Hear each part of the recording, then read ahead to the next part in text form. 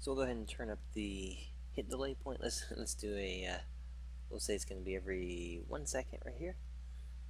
All right, and the next thing we want to do is just the hertz speed. So for instance, the current hertz speed is actually the walk speed, so there's not actually a noticeable difference in it.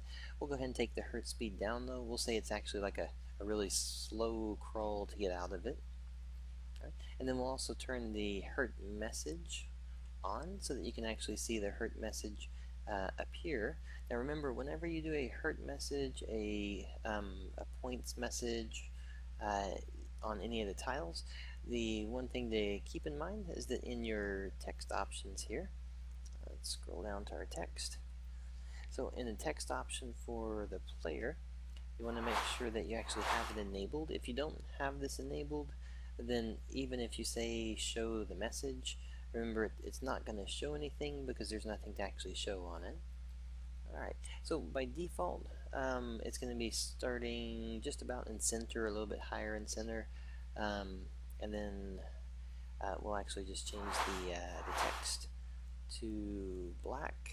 Actually, let's change it to red. There we go. So I believe the default it'll like show and then kind of drop down and fade out right here. So we'll use that for our basic setup. And if you're wanting to see it and work with it, just remember you can put in some text, and when you start working with the text, you'll be able to see what's going to happen with it. So it's just going to show the point damage and then drop down.